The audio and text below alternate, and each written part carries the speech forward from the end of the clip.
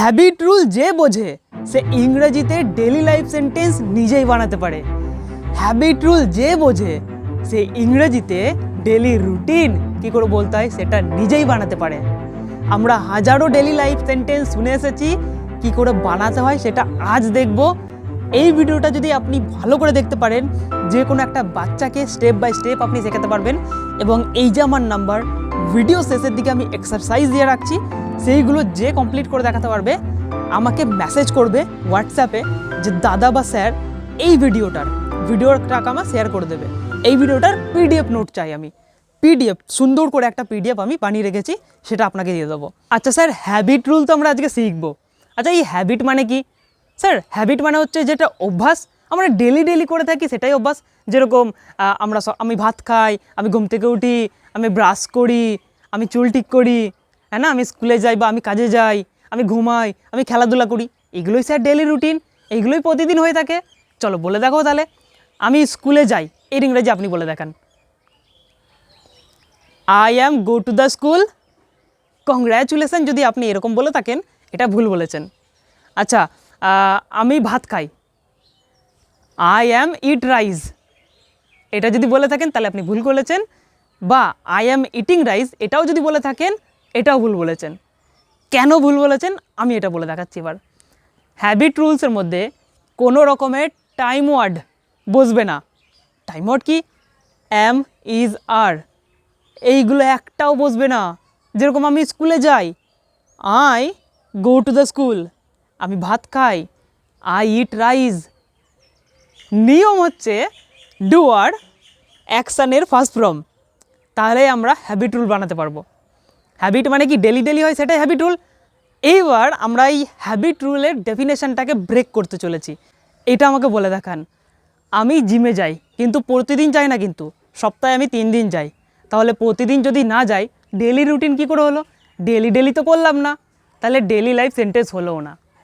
আচ্ছা, আমি জন্মদিন পালন করি, জন্মদিন তো বছরে একবার পালন করি, তাহলে এটা কি ডেলি রুটিন হলো?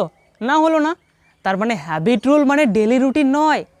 হ্যাবিট রুল মানে আমার জীবনের সাথে যেটা জড়িত আছে, আমি করে থাকি, আজ করি বা কাল করি, বছরে একবার করি, 10 বছরে একবার করি, কোনো ম্যাটার নয়, বাট আমি একবার না হলেও করেছি, আমি করে থাকি, সেটাকে বলবো হ্যাবিট রুল। ডেলি যেটা হয় সেটা নয়, আমাদের জীবনের সাথে যেটা জড়িত আছে। যেমন আমি স্কুলে যাই, প্রতিদিন কি স্কুলে যাওয়া হয়? না তো, কোনো দিন ছুটি হয়ে যায়, তার মানে কি ডেলি হচ্ছে না, তার মানে এটা ডেলি রুটিন নয়, এটাকে বলে হ্যাবিট রুল। আপনি চাইলে ডেলি রুটিন বলতে পারেন, বাট হ্যাবিট রুল মানে যেটা ডুয়ারের জীবনের সাথে জড়িত আছে সেটাকে আমরা হ্যাবিট রুল বলবো। আর এই হ্যাবিট রুলে আমরা কোনো রকমের টাইম ওয়ার্ড বসাবো না। যে 23টা টাইম ওয়ার্ড হয় ইংরেজিতে, এই যে তার লিস্ট, এই 23টা টাইম ওয়ার্ডের একটাও আমরা বসাবো না। রুলস কি? ডুয়ার অ্যাকশানের ফার্স্ট ফর্ম, এবং যদি সেটা থার্ড ডুয়ার হয় তাহলে অ্যাকশানের সাথে ফার্স্ট ফর্ম তো দেবো, আর এস বাই এস যোগ করব। আমরা যদি ডুয়ারের এই বড় ভিডিওটা দেখি তাহলে আমরা সব কিছু আইডিয়া পেয়ে যাব, হ্যাঁ না, কোন ডুয়ারের সাথে কী বসে। সো এইবার আমরা সেন্টেন্সগুলো বানাতে শুরু করি। যে কোনো স্কুলের বা ছোটো বাচ্চাদের এরম করে শেখানো হয়, বাচ্চা বলো, আমি ঘুম থেকে উঠি, sir I wake up in the morning, এরকম করে বলে না। স্যার আমি বলো আমি ভাত খাই, আই ইট রাইস। স্যার আমি স্কুলে যাই, কি বলবো? Sir I go to the school. Sir আমি বাড়ি আসি, I came back home. Sir আমি ঘুমাই, আই স্লিপ অ্যাট নাইট। ঠিক আছে, এইরকম করে আমাদের বাচ্চাদের শেখানো হয়। বাট আমরা বড়রা কীরকম শিখবো? পুরো হেভি সুন্দর তাগড়া সেন্টেন্স আমরা বানাতে পারবো। যেরকম আমি আমার জন্মদিন পালন করি, আই সেলিব্রেট মাই বার্থডে। কিন্তু আমরা বার্থডের দিনে কী করে থাকি? যেমন আমার বার্থডের দিনে আমি সকালবেলা ঘুম থেকে উঠে আমার মাকে উইশ করি, বা আমার মা আমাকে উইশ করে, হ্যাঁ না, তারপরে আমরা একসাথে মিলে সেলিব্রেট করি, আমরা ঘুরতে যাই, সেই দিনকে আমি গাছ লাগাই, আর নানান রকম বন্ধুদের মেসেজ করি। আমরা হ্যাবিট রুল কী বলি? আমরা যদি ঈদ হয়, ঈদের দিন আমরা সুন্দর জামা কাপড় পরি, আমরা বাইক নিয়ে ঘুরতে যাই, হ্যাঁ না, এইগুলো এরকম করে এই সেন্টেন্সগুলো তাগড়া সেন্টেন্স আমরা এরকম করে বানাতে পারবো। দুর্গাপুজোর সময় আমরা কী করি?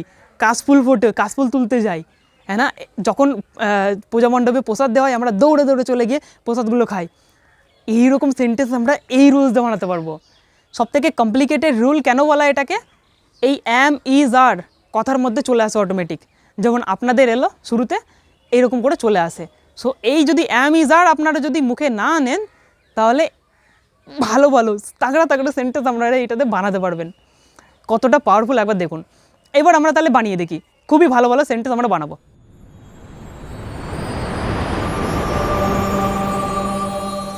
আশা করি হ্যাবিট রুল কী বুঝতে পেরেছি, কীভাবে ব্যবহার করব তাও বুঝতে পেরেছি।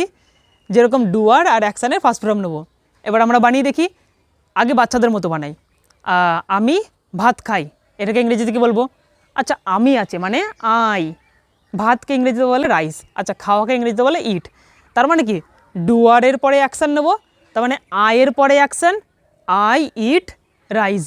আচ্ছা আমি স্কুলে যাই, এখানে আমি আছে, আমিকে ইংরেজিতে বলে আই, আচ্ছা স্কুলকে তো স্কুলই বলে, আচ্ছা যাওয়াকে বলে গো, তাহলে I go to the school. আমি ঘুম থেকে উঠি, I wake up in the morning, এটা আই দিয়ে করলাম। আচ্ছা একটু ইউ দিয়ে করা যাক। আমি জানি তুমি সকালে ঘুমের থেকে ওঠো, I know you wake up in the morning. You এর পরে ওয়েক আপ দিলাম, কেননা ডুয়ারের পরে অ্যাকশানের first form. You wake up in the morning, তুমি সকালে ঘুমের থেকে ওঠো। আমি জানি তুমি ভাত খাও, আই নো শব্দটা দেবে তাহলে ভালো লাগবে। I know you eat rice, তুমি ভাত খাও। আমি জানি তুমি পড়াশোনা করো, আই নো ইউ স্টাডি, আমি জানি তুমি ইংরেজি বই পড়ো, I know you read English book. আমি জানি তুমি আমার ক্লাসগুলো দেখো, I know you watch my class. এরকম করে ইউ দিয়ে বললাম।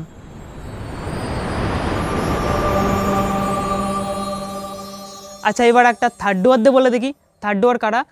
আই আর ইউ ছাড়া পৃথিবীতে যত একজন আছে, ইংরেজি গ্রামারের ভাষায় বলে third person singular number, but আমরা ওইসব বাদ দিই। পৃথিবীতে যত একজন আছে আই আর ইউ ছাড়া সবাই থার্ড ডুয়ার। আর এই থার্ড ডুয়ারের সাথে অ্যাকশান বসালে অ্যাকশানের সাথে এস বাই এস যোগ করবই। যেরকম রাজ সকালে পড়তে যায়, Raj goes to the tuition, বা Raj goes to for a study. Raj সকালবেলা ঘুমের থেকে ওঠে, Raj wakes up in the morning. আমার মা সকালবেলা রান্না করে, my mom cooks food in the morning. আমার বাবা সকালে কাজে যায়, my father goes to work in the morning. আমার ভাই ক্লাস সিক্সে পড়ে, my brother study in class 6।